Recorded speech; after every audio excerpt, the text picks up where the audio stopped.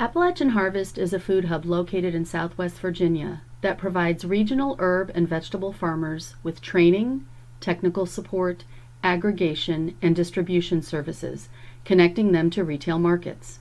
We currently source produce from farmers in Virginia, Tennessee, West Virginia, Kentucky, and North Carolina.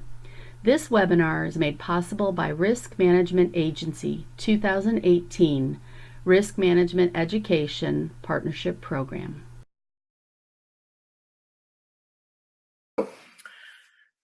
To begin with, let's kind of talk about the basic question we might need to think of. Do we have to irrigate? And the fact is, no, we don't. In our region, compared to a lot of different areas of the country, in an average year, we have sufficient rainfall to have vegetable production occur without irrigation. But there's some very important reasons why we might consider irrigating, even with that fact well in hand. One of those is when you rely on just precipitation for watering crops, they'll get water when it rains. And that may or may not be an optimal time for the proper development, growth, and production of the crop. And that means that irrigation has a big leg up on precipitation simply because we can determine when the plant may need water and we can make sure that it's available. The other thing I always like to stress with growers whenever they're trying to make that decision on whether to irrigate or not is irrigation pays for itself. You'll notice I put normally with a little asterisk on the screen. In the almost 20 years I've been working with commercial vegetable production, there's only really been 1 year that I would say irrigation did not pay for itself. Just so happens that happens to be a year when I was doing a little test plot as a project on irrigation. So it was on irrigating pumpkins, and we ran the irrigation once, basically to side dress the pumpkins, and then we didn't turn it on the rest of the season. So that one experience, that 1 year is probably the only year I've seen where irrigation did not pay for itself. But ordinarily in our region, there's almost always a dry period where our crops are going to greatly benefit by having irrigation in place. So it would be highly unusual that irrigation doesn't pay for itself. And quite often you'll see it reported that it absolutely pays for itself. So just take that in hand that there could be one of those oddball years where maybe the irrigation didn't pay for itself, but that is certainly not the normal expectation. Another thing that I find important with farmers is when we use irrigation, we're reducing the amount of cropland they need to produce their crop. And what I mean by that is if we get 25% more yield simply by irrigating, you can also think of that as reducing the amount of land needed to raise that crop by 25%. And so whether you're a new grower that's beginning out with limited cropland, or maybe you're a grower that's maxing out your cropland, you really don't have space to expand to. Maybe there's not good options for leasing or renting. If you can take the ground that you do have in production and maximize it, then you're actually able to help expand your operation while at the same time only using the land that's available to you. So irrigation does help maximize production. And lastly, irrigation can really help us make efficient use of fertilizer products as well as pesticide applications. And when I say pesticide applications, that would include things like not herbicides normally with drip irrigation, but insecticides, fungicides, miticides, things of that nature. Because some of those products we're able to apply through the drip irrigation system, and so it's very targeted to the plant itself, so it allows us to use those efficiently and targeted, and that can be a big benefit when it comes to reducing the overall cost of pesticides. So if a grower chooses not to irrigate, there's still some strategies that they should use that will help with water management, help maximize their return on their efforts. One of those is basically keep the soil moist. And so that means we're going to do activities and things that maintain soil moisture and doesn't deplete it. So one thing we need to do carefully is limiting tillage. So tillage, especially cultivation for weed control, is something that's common in organic production especially. But what we have to understand is if we do that wrongly, if we're tilling too deep or too closely to plants, we can damage their root systems. So any benefit we might see by removing weed population that would be in competition can actually be removed when we damage that plant. So limiting tillage so we don't damage plants, but also the act of tillage actually reduces soil moisture. If you've ever seen a field that's been plowed or tilled, you notice that it's generally a darker color, and then with time it fades to a lighter color. What you're actually seeing is that soil dry out. So typically the top of the soil is drier than further down, and whenever we flip that material or bring it up to the surface, we're losing water from it. So even the act of tillage itself can cause us to lose water from the soil. One of the things we can do to maximize soil moisture is to use organic mulches. And these can be something that we're applying specifically. So maybe it's something like compost or rolling out old hay bales, straw, whatever the case may be. Or it could be things like crop residue.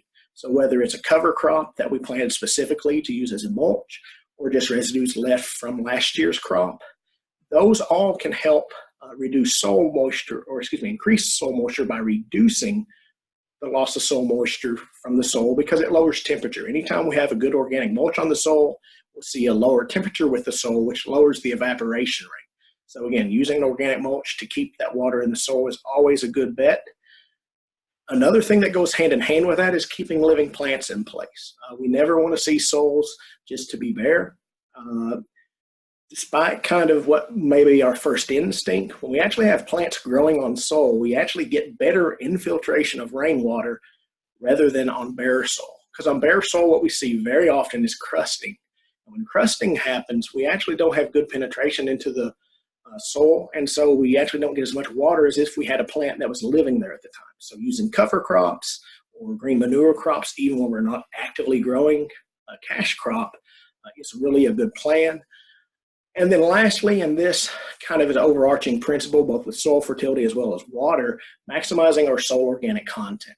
And luckily, things like limiting tillage, adding organic matters, and keeping living plants in place all maximize soil organic content. So that organic matter content helps the soil actually to store more water. And so if we can have more water in the soil, we're only going to benefit our crop. So if you don't irrigate, there's still some good strategies to help control water availability to your plant. So why would we irrigate? Well, our focus is on commercial crops. And whenever we look at commercial crops, one of the big points we have to consider is the quality. So while if you're direct to consumer, you may have a better ability to move a product that would be normally classified as a second or something that's visually imperfect. But with wholesale markets, typically you only want number one, it's your very best product. And whenever we see plants undergoing water stress, we typically don't see the highest quality. So we can definitely maximize our yields, both in number of number one fruit as well as overall when we do irrigate. So particularly with commercial production, we need to see irrigation to see the highest return on the efforts of a farmer. And keep in mind that most vegetables are 85 to 90% water. So while we consider sometimes a lot about fertilization and things of that nature, let's make sure we don't forget about water because it's also fundamentally important to those crops we are harvesting. So how do plants use water? Just real quickly, one of the things that a lot of people are familiar with, when a plant needs water, it starts wilting or drooping. What it's actually doing is it's losing some of its structural integrity. What I mean by that is water acts as a pressure mechanism within the plant and actually helps it remain rigid. So particularly on herbaceous or green soft plants, not wooding things, we really see a wilting response to plants. So by the time we see wilting, that plant's actually very dry at that point. So we would hope that we would be getting water to a plant before we saw symptoms like that. But that is directly related to water in the plant because of the structural role it plays. Water, of course, is very important with photosynthesis. And photosynthesis, of course, is when plants make sugars, or more specifically glucose. But it's the source of hydrogen and oxygen for those reactions.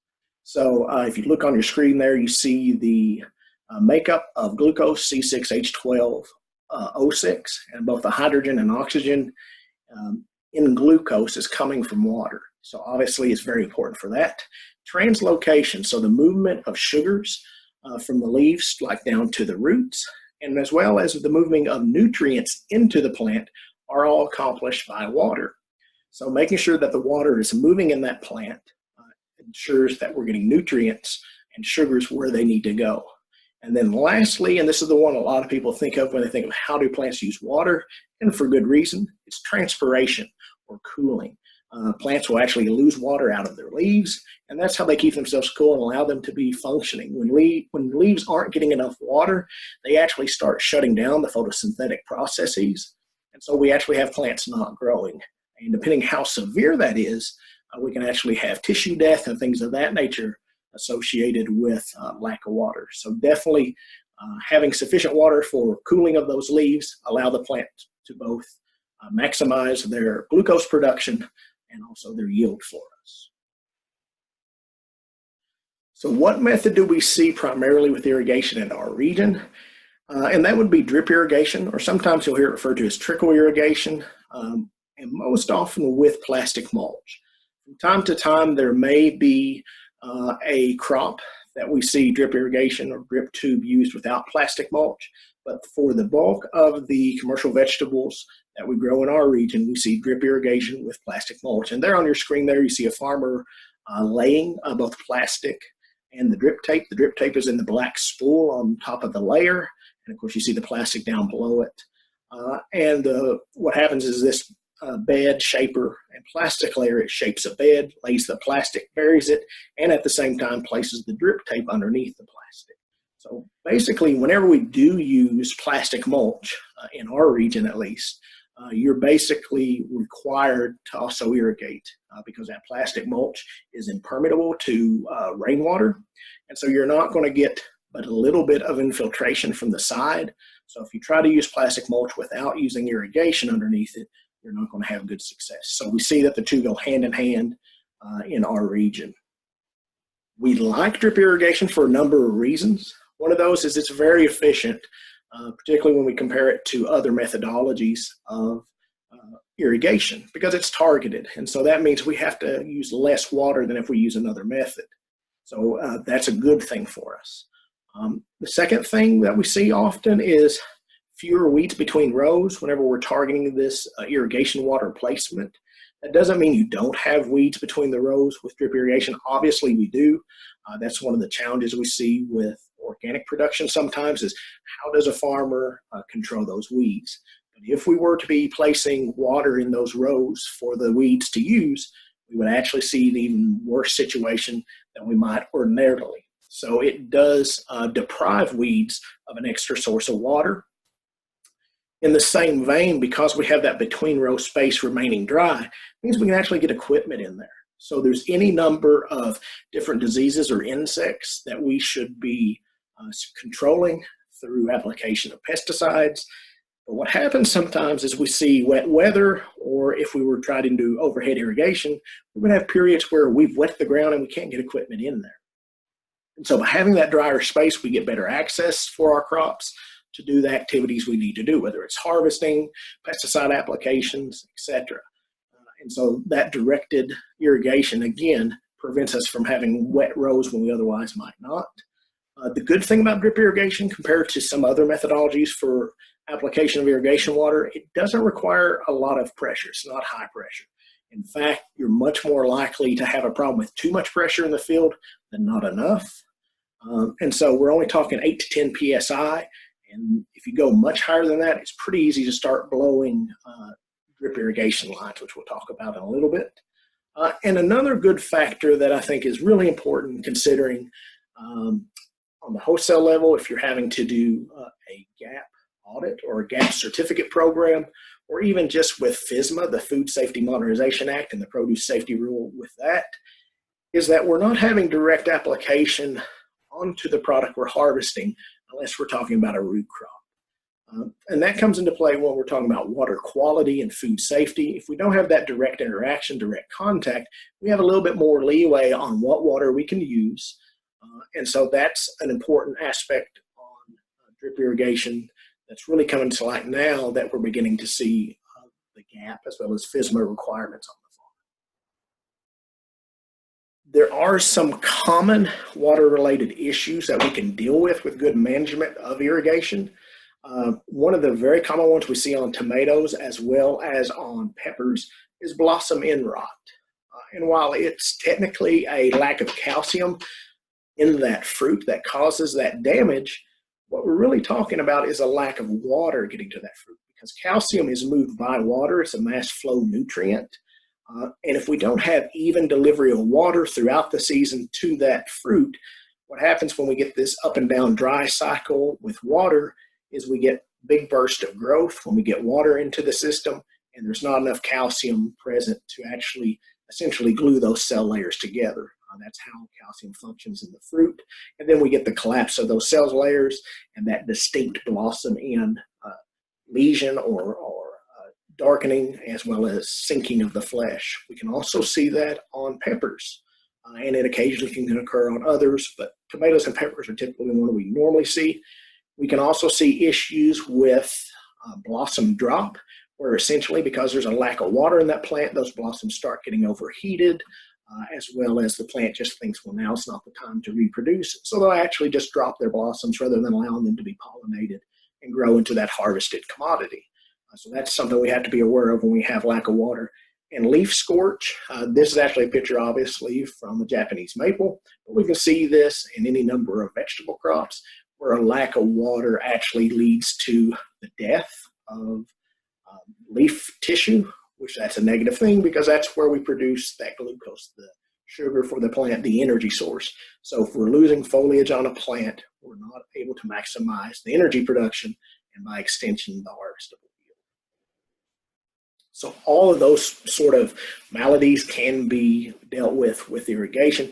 Real quickly, other irrigation methods, the only one I really focused on, because it's the only one I've kind of seen a little bit in our region, is overhead irrigation or using sprinklers. One of the reasons we don't like sprinklers is it's going to definitely wet the foliage. And when we have wet foliage, we have the potential to increase disease problems. So that's something to be aware of. Also, it's very common with sprinklers that things sometimes get out of adjustment, or you have overlap between two different sprinklers. So some areas may be getting really wet, even flooding to a certain potential. And what we see with that is that flooded soil increases root diseases because roots have to have oxygen. And when we exclude oxygen by putting an excess of water into the soil, we run into different diseases such as Phytophthora and others that can very negatively affect plants. Additionally, we actually use a lot of water when we do overhead irrigation, and that's because it's inefficient. We're not able to target it directly to the root zone of the crop, so we lose a lot of water just to evaporation. And so it's not efficient, so you have to have more water present to be able to even think about undertaking it. And the big one for me, and it's one reason why I highly stress that growers really evaluate using overhead irrigation, is it definitely has some issues aligning with food safety protocols, because you do have direct contact between the harvested commodity and the water, and we know that's the highest potential for concern with microorganisms. So just keeping in mind that we want to make sure we're not running afoul of food safety in our production methods is another reason why I think overhead irrigation probably is not ideal for most farmers. Does that mean that drip irrigation is only a positive thing without its own caveats? Absolutely not. One of the challenges with drip irrigation is that you need clean water. And the reason is the drip tube is both simple but also elegant in its complexity. It basically is a tube that essentially allows itself to become fully full and pressurized along its whole length before it starts weeping water out. And what it does, basically, there's a membrane inside it, so it allows it to pressurize. And then once it reaches that pressure threshold, it starts dripping along the entire length. So we get even distribution. What can happen, though, is if we have dirty water, if we have particulates in the water going into that drip line, those very small emitter holes can become clogged. When it becomes clogged, now all of a sudden we have dry spots in the field. We're not getting the uniform distribution. And because of that, we either need a clean source of water, so things such as wells or municipal would be clean. And again, this is from a particulate matter standpoint, not necessarily from microorganism, or we have to do filtration. And so filtration can be expensive depending on the scale we're talking about. And so basically, the cleaner the water is, the better. And so that is one challenge. We can't just use necessarily pond with just a trash pump. We have to have some sort of filter in there to be able to make sure we're not causing ourselves a problem with clogging the emitters.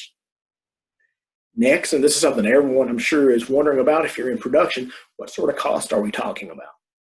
Well, obviously we have some expenses with drip irrigation, and it is one that has some materials associated with it that aren't able to be used multiple seasons in a row. So we do have annual expenses occurring with it.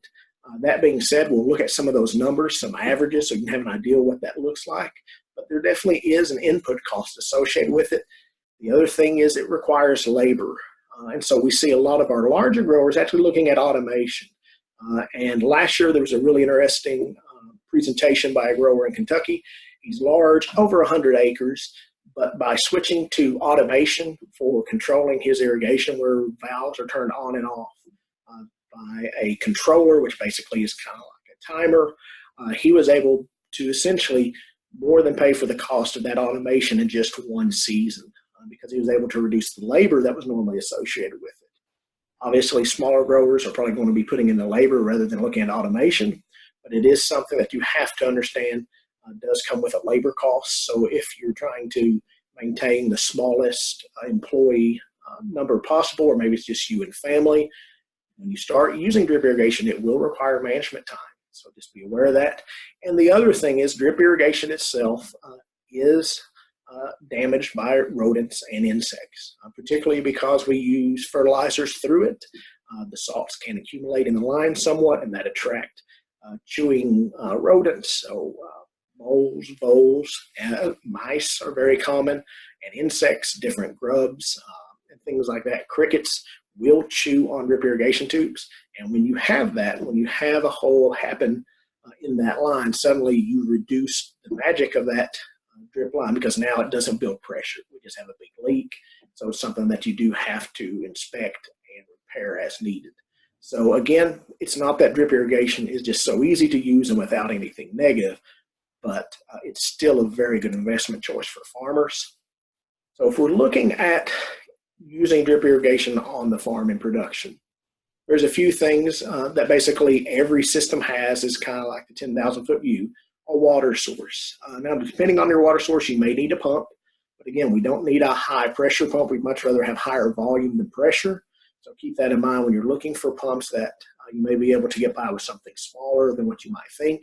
I've actually seen a farm use an electric pump.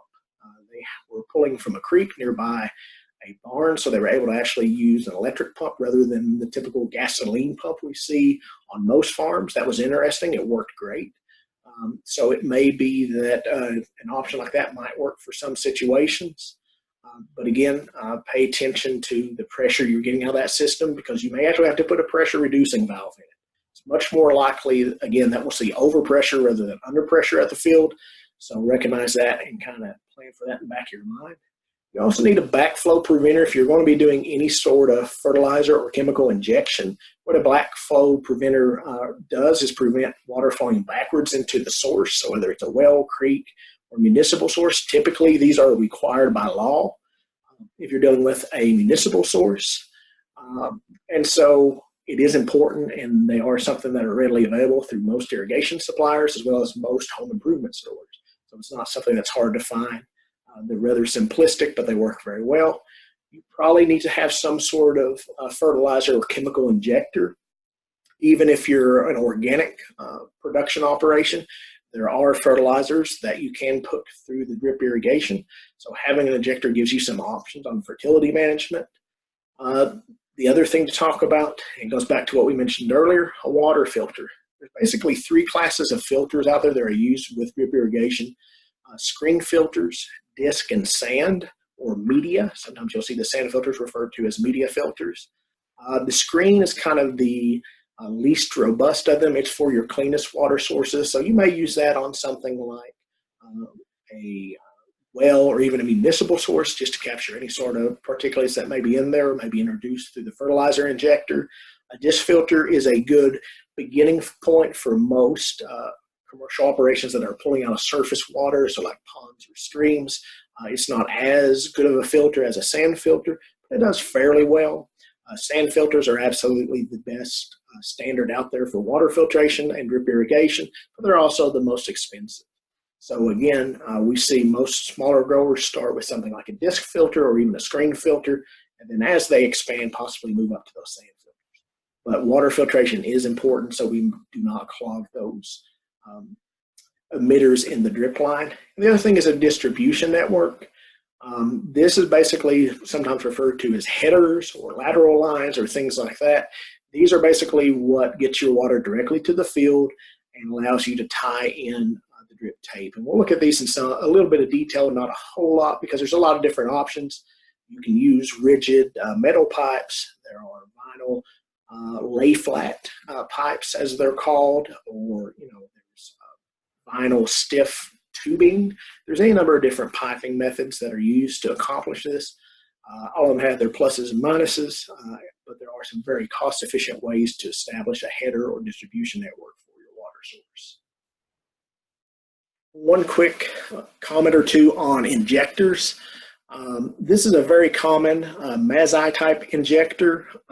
They are essentially a suction injector, and they utilize a apparatus like this that basically, as water is pulled, or rather pushed through the system by the pump, it creates suction in line, and that line is sucking out of a bulk container or mix of stock solution that has fertilizer, possibly a pesticide in it. And it's sucked up at a known rate. So you'll see these when you look in catalogs. They may ask about your header lines or how large a line is coming from your pump in order to size correctly. What they do is they are proportional. So the first 5 minutes of suction is going to be the same proportionality as the last 5 minutes of suction. So that's very good. This is what we see commonly in the field, especially with beginners. They're reliable, they work, and they're relatively simple. So it's great to have in the field, and it works well. Another type of injector we see are proportional injectors, and that would be the one that's on the left of your screen. The Dosatron is one brand. We actually use one of these in our packing house to inject chlorine into the water as a sanitizer. So these are used in a number of different applications. What's great about these is by proportional, we mean that as water flow increases, the injection rate increases. So these essentially are water powered. There's no electrical required for them or anything like that.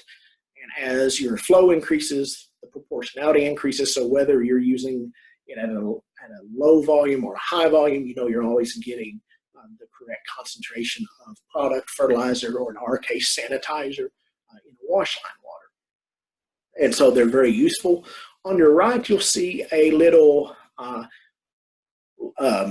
garden hose emitter or sprayer. I've actually used these very successfully on small scale plots. What's great about them is that they're cheap, and they used to be readily available, but I think now they've redesigned these to where they're not as compatible in the new design as they were formerly. So you'll see sometimes these used on small scale. It works very well, and it ties right into a garden hose, which sometimes can be convenient and easy to use. So there's a lot of options out there, but proportional injectors like a Dosatron or the Mazzei type suction injectors are really the two primary commercial applications we see used. Filters, I've already talked about this some, but here are some pictures. The disc filter on the left is actually a very large unit. It has, probably fully assembled, it's about 30 inches, if not taller. Those are a stack of discs in there. Water comes in from one side, goes up the center of the stack, and then they exit out those discs. Those discs have little ridges in it, and those ridges are what trap the particles that are in the water, and that what prevents it from being passed on to the drip tape.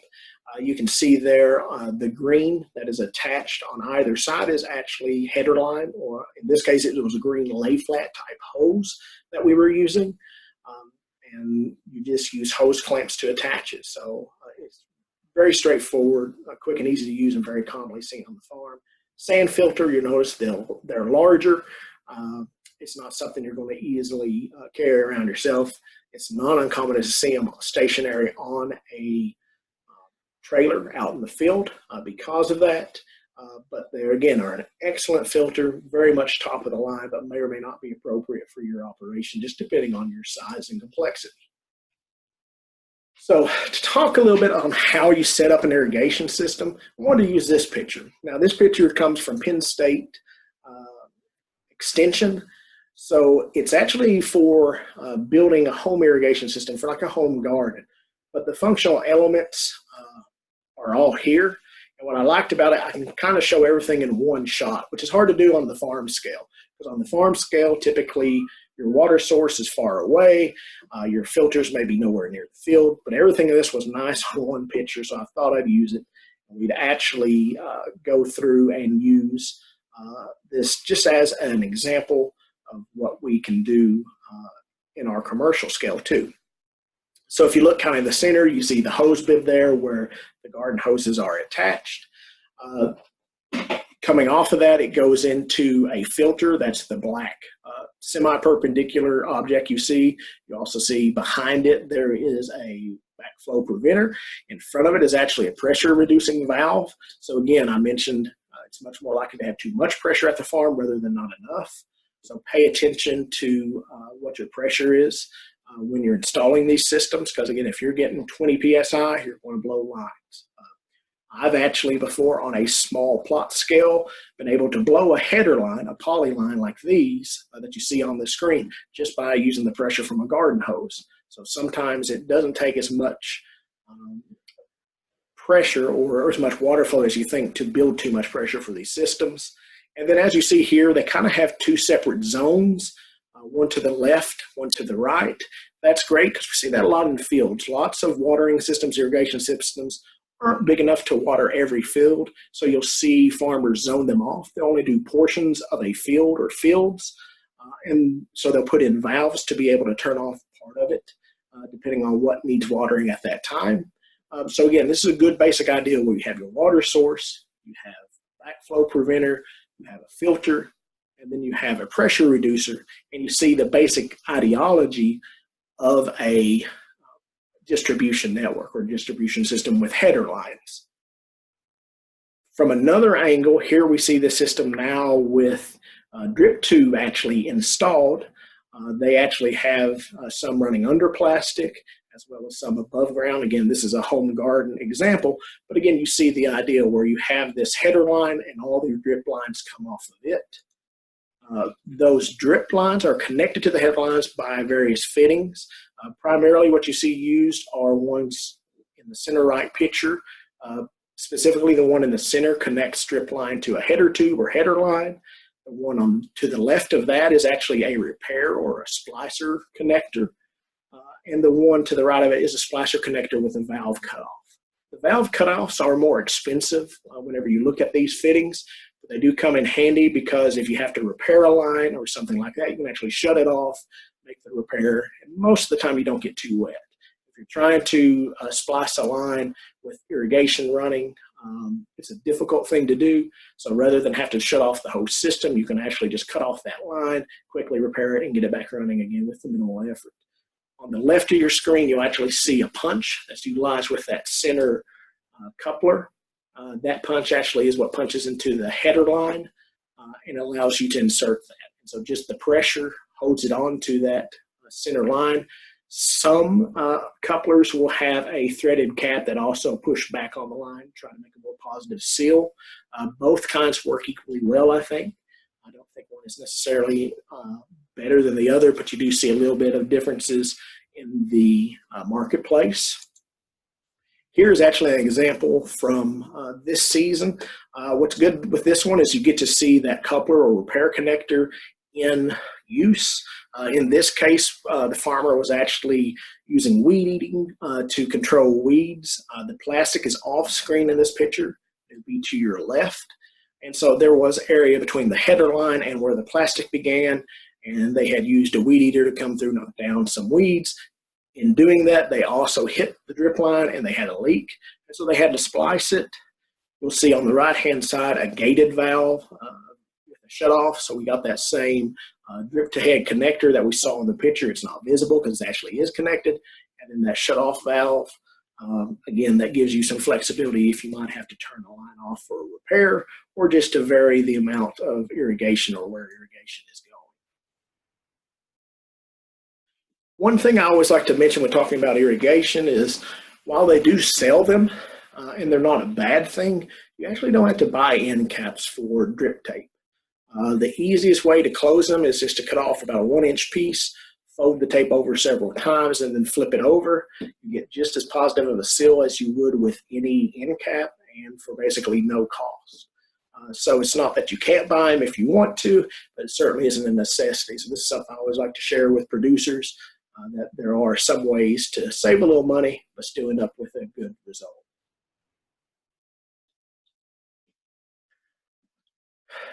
I don't think I mentioned this specifically earlier when we were talking about fertilizer injectors, but the placement of the fertilizer injector is important. It needs to be after the backflow preventer, but before your filter. And the reason is the backflow preventer is always the first thing in the system. That way, if there's a pressure drop on your water source, water can't flow backwards, and anything dissolved in that water, like fertilizer or a pesticide, won't be introduced into that source. So that's why we have backflows. And again, if we're talking about municipal water, normally it's actually law that you have one in place, and it's always a best practice. Even if you're talking about a pond or something like that, there's a lot of products that we may be able to be using in our drip lines, but can actually cause harm to the environment if it were to be introduced to the water source. So we definitely want to have that in place. The other thing is, even though we may only be using fertilizers or pesticides, there actually is a risk of introducing particles into our system just from those products. And so by putting the fertilizer injector before the filter, we make sure that we don't have any of those particles entering into our drip lines. If we did it afterwards, if we are introducing particles, we'd see those go to the drip lines and possibly cause clogging of the emitters. So definitely having this arrangement proper where it's after the backflow but before the filter is important, and there is a purpose to it. So we've been talking a lot about drip tape, and what we find is, again, a drip tape is basically just a tube that pressurizes along its full length before it starts to weep or emit or drip water out. So that's why it's called drip tape. The upper picture you see there actually gives you a good idea of how it works. You see where you have those wet spots happening, you have emitters. Chances are there's probably about a 12-inch spacing on that drip tape. Drip tape actually comes with spacings anywhere from 4 inches to 24 inches typically. I generally will recommend about an 8-inch spacing.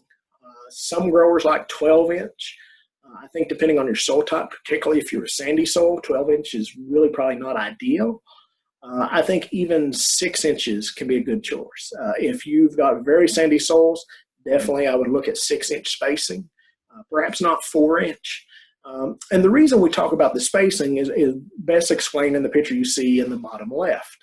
So if you were here for our fertility webinar, you know we talked about different soil types or textures and what they're made up of. So we talked about sand, loam, and clay particles. Sand being the coarsest, clay being the finest.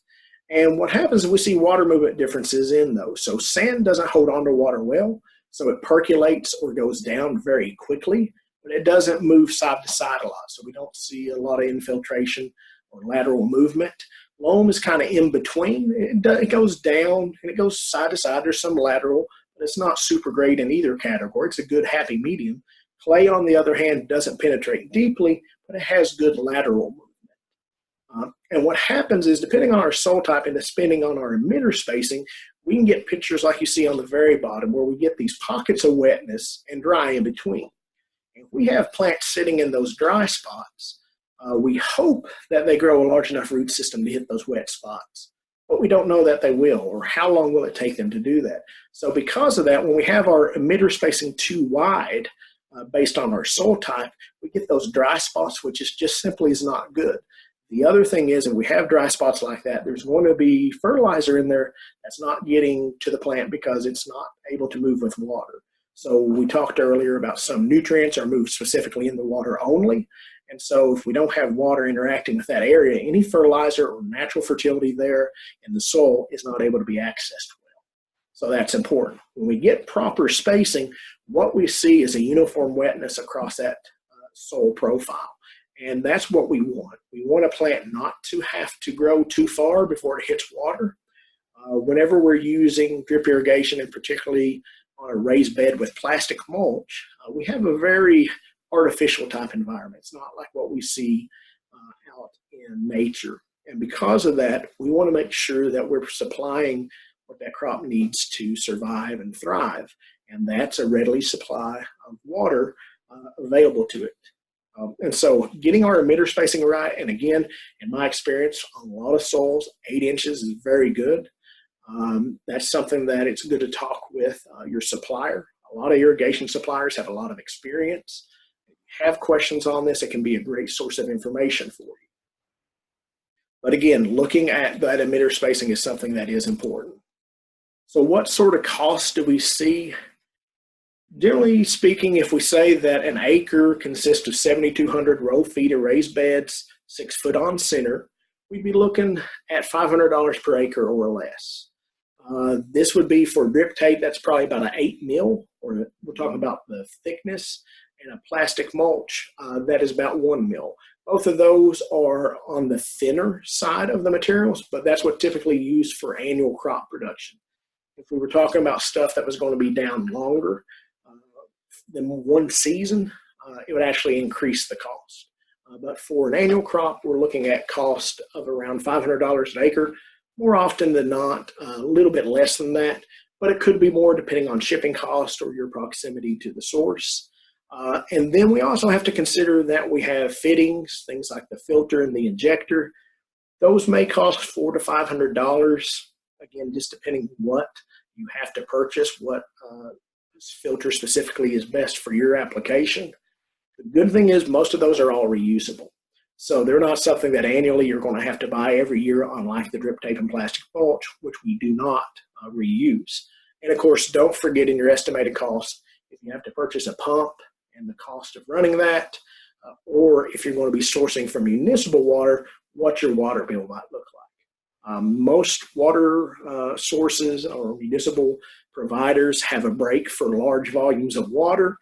You may talk to them and ask if they have an ag rate. Sometimes if it's a meter that you're having installed and it's not using any sort of sewer capacity or anything like that, you may actually be able to get a lower price on the water.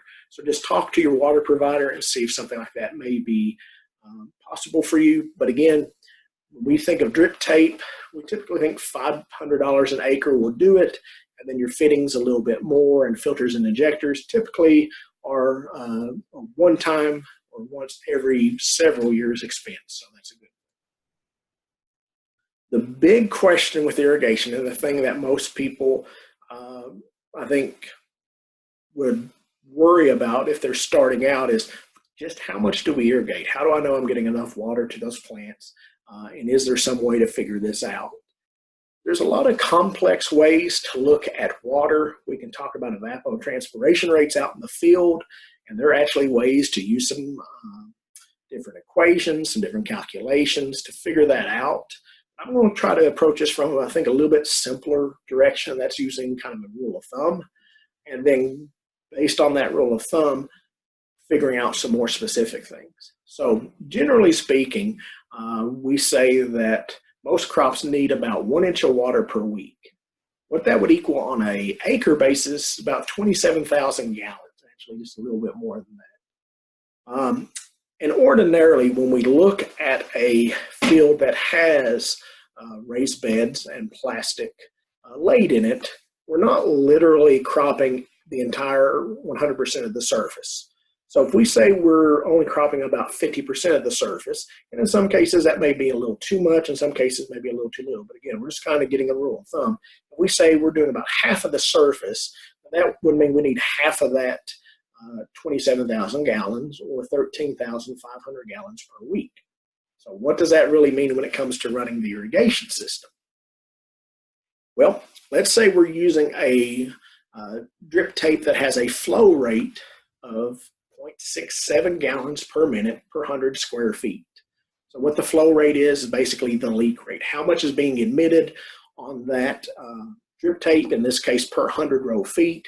It works out to be again, 0.67 gallons per minute. You actually get that number from the manufacturer of your drip tape or your dealer. Most of the time it's printed in the material on the label of that product, so it's readily found.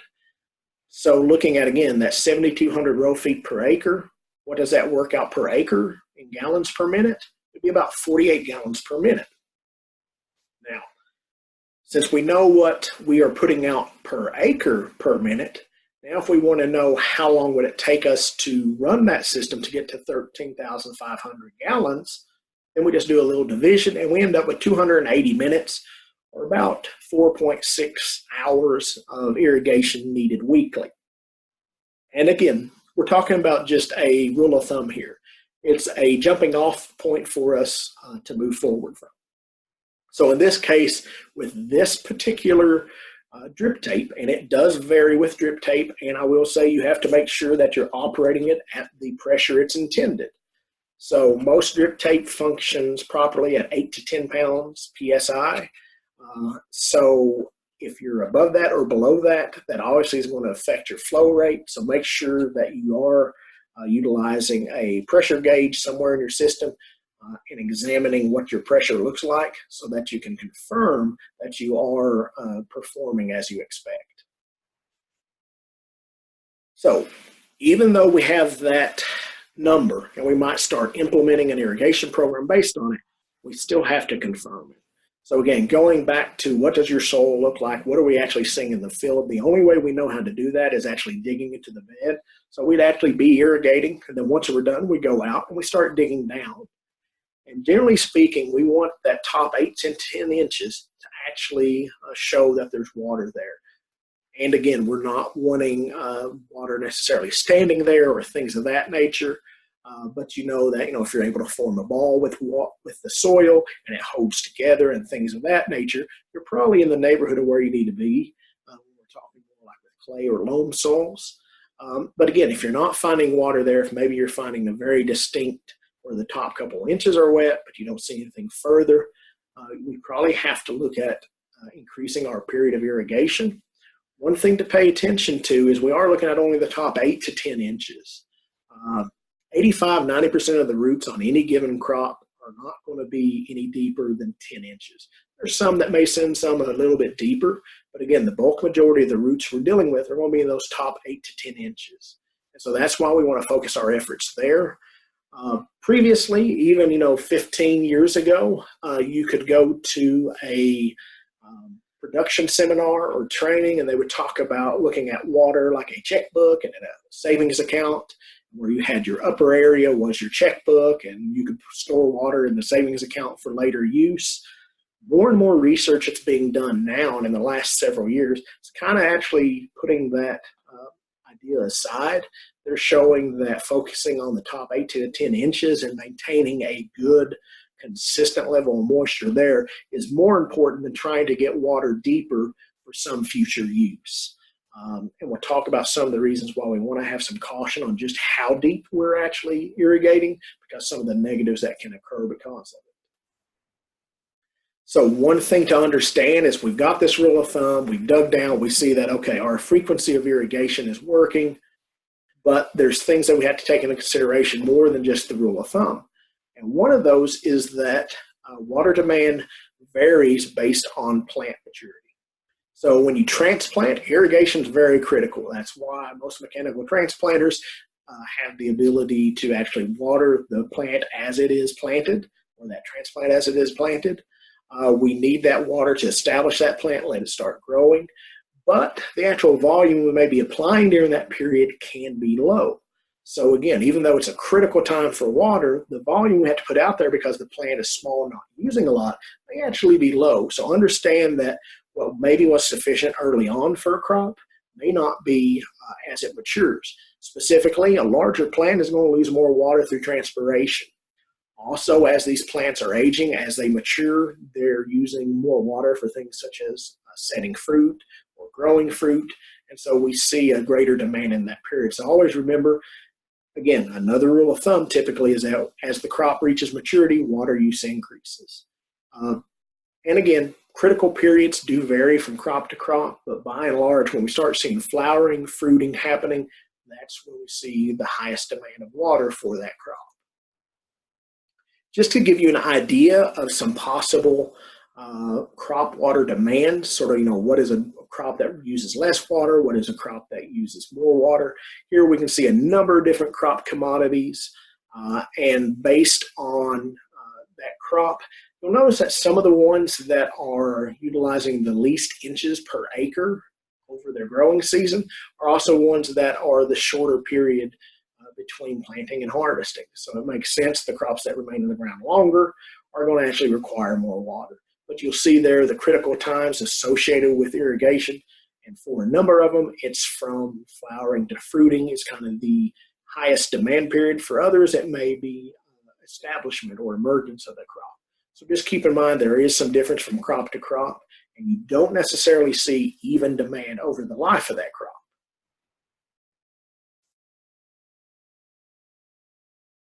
One of the things is if we've got an idea on how much water we're putting out. So we use the rule of thumb, we're looking in the field and confirming, yeah, we're really seeing water here where we expect it to be, and we're doing well with that.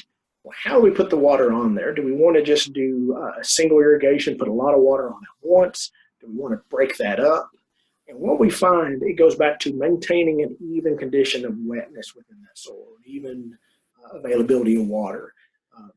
Things such as blossom end rot are very indicative of having uneven situations of water in the soil. So if we don't keep even moisture in the soil, we do see problems.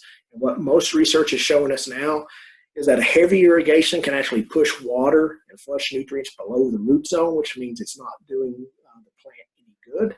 And particularly when we're talking about removing nutrients, we may actually be pushing those into groundwater. So we want to pay attention that we aren't creating issues by having heavy periods of irrigation with long periods in between. So it's better actually to look at doing more frequent applications of irrigation in smaller volumes. So we may be applying 3 or 4 times a week rather than applying once or twice. And so again, more frequent irrigation is better than all at once based on the best research we have available to us now. One thing I want to bring everyone's attention to is when we're talking about drip tape, most drip tapes talk about maximum row length. The reason they do that, it comes back to how long of a distance or how large of a pipe, essentially, can they pressurize to an even pressure, maintain it, and also allow for those emitters to drip. Those numbers you typically see associated with that maximum row length was done on even or level ground. So it's not uncommon that we have farmers that have fields that have significant changes in elevation in them. So if it's saying that the maximum row length is 500 feet, again, that was on level ground. So you're actually probably going to be less than that if you have multiple changes in topography on your farm. So pay attention to that number. Excuse me. And one of the things you can check is, are you actually getting weeping fully along the length of that line? So it may mean reaching under the plastic mulch, filling with your hand. Again, this can be part of the time when you're digging to see what sort of wetting of the soil profile you're getting. That's a good time to pay attention to it and see if you're getting wetter areas or drier areas. So if you have some low-lying spots, check those to see if you're getting more water in those areas. If you're having kind of high-rise or risen spots, check to see if they're drier. If you are seeing something like that, then maybe your length of row is too long, and you might want to look at possibly splitting that row in 2 and pushing each direction. I'll also mention when we are talking about a significant hill in the production area, you are better off to push water uphill rather than downhill. When we push water downhill with drip irrigation, we typically see much more excess water in the low spots, whereas if we push it up here, we see more even in watering. So again, if you have the option, try pushing it uphill, and typically we see better results. And a big one, and this is really pretty common sense, I don't think it's something that most growers would need mentioned specifically, the weather greatly impacts the water needs of that crop. So if we have dry, hot weather, obviously we're going to see a greater demand for water. So don't become married to doing just a single schedule or single regiment when it comes to irrigation. You have to adjust based on what that crop needs. So if it's very wet, if it's wet weather, overcast, not a lot of sunshine, we may see the need for water decrease. So by not putting excess water on there, not pushing air out of the soil, we can have a better crop than if we overwater and ultimately create conditions that promote root diseases. So again, pay attention to the weather and adjust through a water application based on that. And in a similar method, and we've talked about it earlier, depending on your type of soil, your water holding capacity of that soil is different. So you wouldn't necessarily water a heavy clay soil the same way that you do a sandy soil. So understanding which one you're dealing with in your production and how you can manage those most efficiently is important. Again, sandy soils, we see more frequent applications of less water than with a clay soil. So that's kind of a basic general approach to it. And again, anytime we have a lot of organic matter in our soils, we have a little bit more of a cushion there because they're better able to retain water. So if we can promote organic matter in any soil type, it's always a positive thing. So real briefly, I want to point you to two resources that I think are good.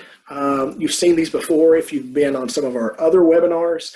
One is the Mid-Atlantic Commercial Vegetable Production Recommendations, specifically for our Virginia growers.